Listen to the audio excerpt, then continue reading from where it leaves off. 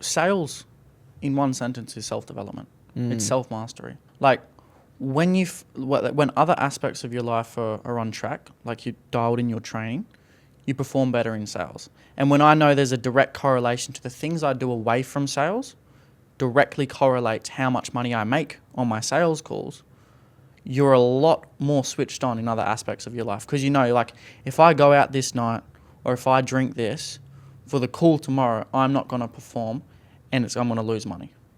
So you're definitely conscious of the connection between the things you do off the calls and how it affects on the calls, which really holds you accountable in a way. Because you're like, okay, if I go out on a Saturday night and I've got a call Sunday morning, yeah, I know I'm not treating my body right, but I could miss out on 2-3 grand in commission. So it's that opportunity cost. So when you have that mindset, it really holds yourself accountable.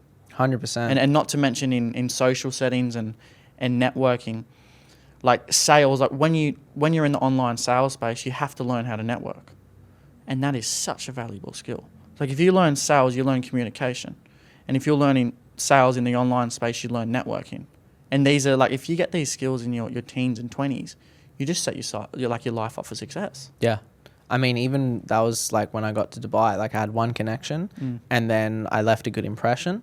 And then before I knew it, I was plugged in. Like I knew half the people there. But if I left a bad impression or I wasn't used to like networking, as weird as it might sound, like I wouldn't have had that. Yeah. So that's 100%. cool. And then I guess when you say it was like personal development for you, aside from like communication wise, what were like the actual things you had to improve on as a person to get good at sales? I understood with sales, you really are a human journal for the people that you have a conversation with.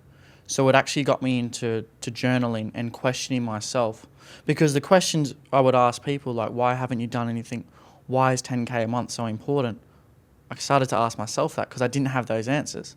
And once I had those answers, okay, this is my why, this is my motive, I had more congruency on my sales goals. And I genuinely have learned a lot about myself with sales. I think that would be the biggest thing.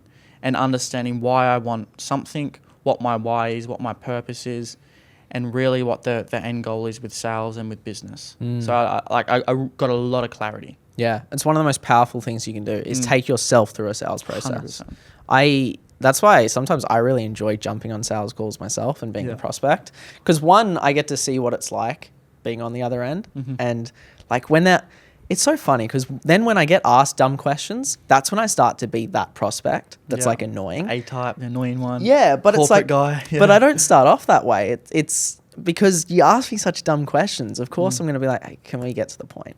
But if you ask like good questions, you actually listen, and there's good intent. Like, I don't know. I feel like it's less likely you get that. So yeah, well, I remember when we had our sales call. So end of December last year, you were asking me my why now. And I gave you a shit response, and you kept looping to get a good response. I'm like, why do I want a mentor right now? And then we eventually got to the response. I'm like, oh, wow. Didn't think of it like that. Yeah. It was really funny. yeah. We were talking about it yesterday. Well, because this is the thing. Sometimes sales guys will get triggered if they don't get the answer they want because they think the prospect's hiding it or they're trying to avoid it. But a lot of the time, people just don't have these conversations in their personal life. You know, it's not often people are asking them about their why, about their goals, their desires, calling them out potentially on like why they haven't done anything. Yeah, and it is tough for a lot of these people. Like, let's look at a typical tradie. They have maybe some issues in their personal life. They're working long hours at work. Their body's sore. Like, this is a type of prospect that we deal with probably on a day-to-day basis. They go to the pub, they talk about their problems, complain to their friends. No one actually challenges and say, okay, but whose responsibility is it to make a change? So when you're having these conversations with people, like, you're having conversations that they've probably never had in their life. And you need to understand that. So you need to be respectful without forcing, like, just challenging them.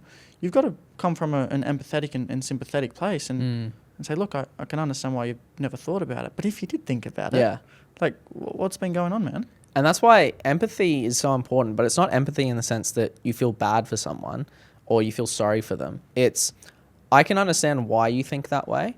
And I might not personally agree with it, but I can understand how you got to that conclusion, right? Like I can look at someone that has a huge victim mentality and blames the world for all their problems, and I completely disagree with that. But I can look at their life and say, I see why you came to that perspective, because you maybe had life experiences that shaped the way you think about the world, which led to that belief. And that's everything. Yeah. It's their conditioning. Yeah. It's the matrix. Yeah. Like the indoctrination. Like once you actually step out of it, you're like, wow, I actually feel bad for these people. They don't know anything else. So I can't just write them off. It's like, what can I expect? Like you haven't been given the tools.